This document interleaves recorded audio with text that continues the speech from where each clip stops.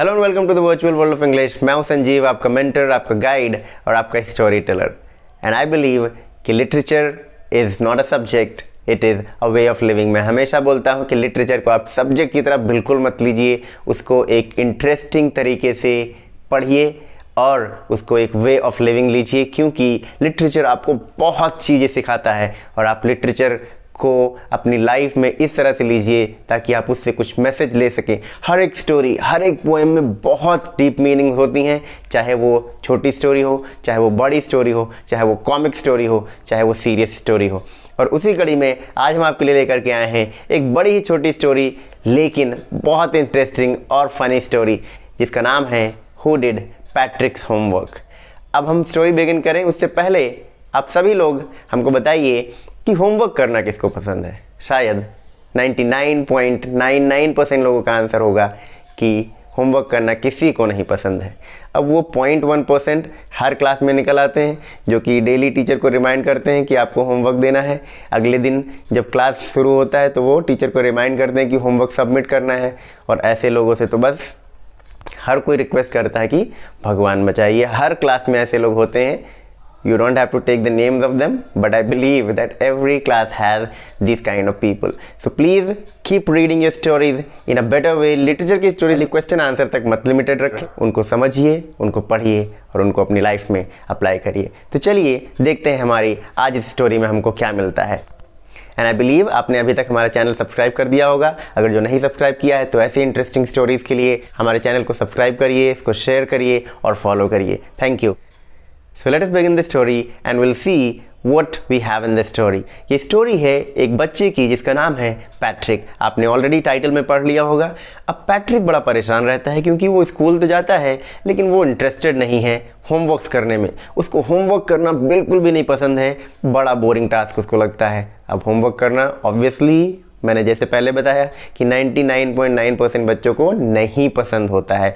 और हमारे टीचर्स ऐसा करते भी हैं कि वो हमको इतना होमवर्क दे देते हैं कि बच्चा उसी के नीचे दब करके रह जाता है। उसके लिए ना खेलने के लिए टाइम बचता है, ना उसके लिए खुद के लिए टाइम बचता है। तो वो बेचारा होमवर्क करना उसको नहीं पसंद था। अब स्कूल जाता था बिना होमवर्क किए, उसको पनिशमेंट मिलते थे, उसके पेरेंट्स से कंप्लेन होती थी उसकी, मे भी उसके फ्रेंड्स भी उसका मजाक उड़ाते थे। उसके टीचर्स उसको बोलते थे पैट्रिक तुम होमवर्क नहीं करोगे so what will happen, may be you will not get good grades, तुमको अच्छे मार्क्स नहीं मिलेंगे, तुमको हो सकता है क्लास में फेल भी होना पड़े। राइट, आप सभी को ये ताने सुनने पड़ते होंगे घर पे भी और स्कूल में भी। तो पैट्रिक ऐसे ही सुनता है लेकिन उसके ऊपर कोई फ़र्क नहीं पड़ता है, क्योंकि उसको मज़ा आता था क्या करने में, फुटबॉल खेलने में, बास्केटबॉल खेलने में और वीडियो गेम्स खेलने में। वो अपनी लाइफ को उसी तरीके से जी रहा था। एक दिन क्या होता है कि वो देखता है कि उसकी जो पेट कैट है वो एक डॉल से खेल रही है। तो डॉल से जो कैट खेल रही होती है वो जाता है और उस डॉल को छीन लेता है कैट से। अब वो कहता है कि ये क्या है, उसको बड़े ध्यान से देखता है तो वो पाता है कि वो एक एल्फ का फिगर है और उसने बहुत अच्छे तरीके से, एक छोटा सा एल्फ का फिगर है, ठीक है, डॉल के साइज़ का। तो वो देखता है कि उसने बड़े अच्छे से कपड़े पहन रखे हैं, उसके कोट, उसका ट्राउज़र्स सब बहुत परफेक्ट है। किसका? डॉल का। तो फिर जब वो उसको बड़े ध्यान से ऑब्जर्व करता है तो वो पाता है कि वो डॉल नहीं है, वो एक मैजिकल क्रिएचर है जिसको हम एल्फ बोलते हैं। तो ये जो एल्फ था ये एक मैजिकल क्रिएचर था। जब पैट्रिक ये देखता है उसको और ऑब्जर्व करता है तो कहता है अब उसका काम हो गया। और एल्फ डरा हुआ है क्योंकि उसको कैट क्या कर रही थी, उससे खेल रही थी और उसको लग रहा था कि कैट उसको क्या जाएगी, खा जाएगी। तो वो पैट्रिक से कहता है कि सेव मी, मुझे बचा लो और तुम जो बोलोगे वो मैं करूँगा, तुम्हारी एक विश मैं ग्रांट कर दूँगा। पैट्रिक कहता है कि अब उसका काम हो गया। What a blessed person he is. और उसको लगता है कि अब उसके लाइफ की सारी प्रॉब्लम्स क्या हो जाएंगी, सॉल्व हो जाएंगी। कौन सी प्रॉब्लम? होमवर्क वाली प्रॉब्लम। अब आप सभी लोग किसी न किसी से तो हेल्प लेते होंगे अपना होमवर्क कंप्लीट करवाने में। हो सकता है ट्यूशन टीचर से लेते हैं, हो सकता है अपनी मदर से लेते हैं, हो सकता है अपने फ्रेंड से लेते होंगे। फ्रेंड्स यूजुअली हेल्प नहीं करते हैं इस मैटर में, ठीक है। और हो सकता है अपने सिबलिंग से लेते होंगे। अब बहन भाई से हेल्प लेनी होती है तो आपको उनको थोड़ा सा घूस भी देना होता है, नहीं देना होता है। Once I was surprise, I will share my thing कि मैं तो सरप्राइज हो गया। मैंने एक स्टूडेंट को दिया था असाइनमेंट लिखने को, 10 पेज का असाइनमेंट था। जब मैं वो असाइनमेंट चेक करने लगा तो मैंने उसमें देखा कि 10 पेज के असाइनमेंट में 5 लोगों की हैंड राइटिंग थी। वो 10 पेज का असाइनमेंट उसने 5 बच्चों से लिखवाया था। तो we have creative people, so this is how we do the homework. और ऐसे ही पैट्रिक को आइडिया आया कि क्यों ना मैं इस एल्फ से अपना होमवर्क करवाना शुरू कर दूं। तो वो एल्फ को बोलता है कि मैं तुम्हें बचाऊंगा कैट से, लेकिन तुम्हें मेरी विश ग्रांट करनी पड़ेगी कि अगले 35 डेज तक, ये सेमेस्टर जब तक नहीं ख़त्म होता है, तुम मेरा होमवर्क करोगे। अब एल्फ को बड़ा गुस्सा आता है कि मैं एक जगह से छूटा दूसरी जगह पे फंस गया। वो बड़े अजीब तरीके के फेसेस बनाता है, अपने पैर को पटकता है, लेकिन उसके पास ऑप्शन क्या है? अगर जो वो उसकी बात नहीं मानता है तो पैट्रिक क्या करेगा? उसको कैट को दे देगा, कैट उसको खा जाएगी। तो वो बड़े ही आधे मन से कहता है कि ठीक है, मैं तुम्हारा होमवर्क कर दूंगा। तो डील हो जाती है। पैट्रिक का होमवर्क अगले 35 डेज तक, जब तक वो सेमेस्टर नहीं ख़त्म होगा, कौन करेगा? एल्फ करेगा। अब पैट्रिक को लगता है कि उसकी सारी प्रॉब्लम्स सॉल्व हो गई। अब एल्फ ने जैसे प्रॉमिस किया था वो उसका होमवर्क करना शुरू करता है। लेकिन बहुत बार क्या होता था कि एल्फ को बहुत सारी चीज़ें नहीं आती थी। तो वो क्या करता था? वो पैट्रिक को बुलाता था कि Patrick, I need your help, you need to help me. अब वो क्या करता है? पढ़ते पढ़ते कहीं पे वो अटक जाता है। जब नहीं पढ़ पाता है, कोई चीज़ नहीं समझ में आती है, तो पैट्रिक को बुलाता है और पैट्रिक से कहता है कि गो एंड ब्रिंग द डिक्शनरी। फिर कहता है नहीं डिक्शनरी मत लेकर के आओ, तुम मेरे लिए खुद ये वर्ड्स रीड करके मुझे बताओ कि ये क्या है, मुझे तुम्हारी हेल्प चाहिए। तो पैट्रिक अब क्या करता है? एल्फ की हेल्प करने लगता है।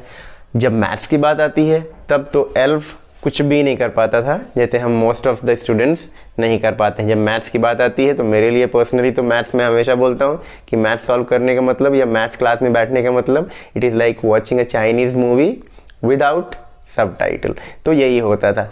अब एल्फ मैथ्स नहीं सॉल्व कर पाता था, उसको ना फ्रैक्शन आता था, ना मल्टीप्लिकेशन आता था, ना डिवीजन आता था।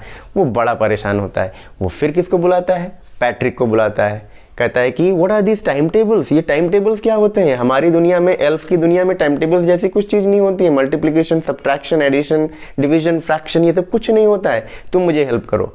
फिर पैट्रिक आता है, उसको हेल्प करता है। फिर कहता है मुझे तो ह्यूमन हिस्ट्री के बारे में कुछ भी नहीं पता है, go and bring the dictionary, go to the library, bring some more books. वो कहता है तुम लाइब्रेरी जाओ और बुक्स लेकर के आओ और मेरी हेल्प करो। अब पैट्रिक बेचारा पहले से ज़्यादा वर्क करने लगता है। रात भर उसको जगना पड़ता है, क्योंकि वो नहीं जगेगा तो क्या होगा? एल्फ इतनी तेज से उसको बुलाता है कि उसको जा करके एल्फ के पास उसका हेल्प करना ही पड़ता है। तो पैट्रिक ने क्या सोचा था और क्या हो गया? रात भर बेचारे को जगना पड़ता है। एल्फ के साथ लग करके क्या करवाना पड़ता है? होमवर्क करवाना पड़ता है। किसका? पैट्रिक का खुद का होमवर्क।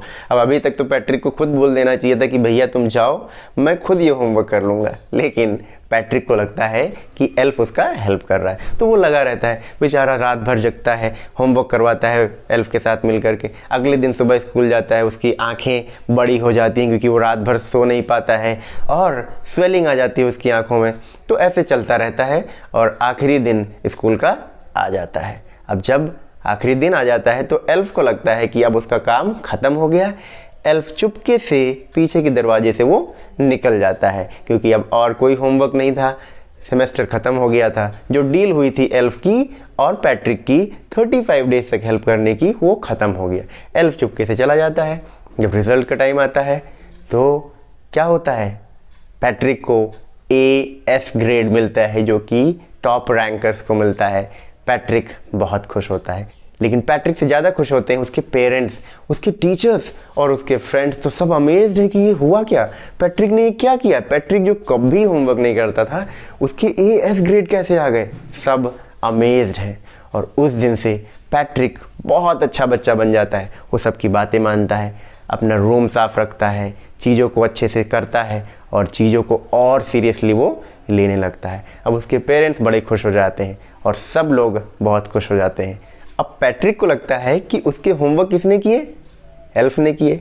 लेकिन एल्फ ने किया क्या था? जब मैथ्स की बात आती थी तो पैट्रिक को बुलाता था, जब इंग्लिश की बात आती थी तो पैट्रिक को बुलाता था, जब हिस्ट्री की बात आती थी तो पैट्रिक को बुलाता था। वो खुद करता क्या था? तो सीक्रेट ये था कि सारा होमवर्क एक्चुअली किसने किया? पैट्रिक ने किया। लेकिन पैट्रिक को ये रियलाइज भी नहीं हुआ।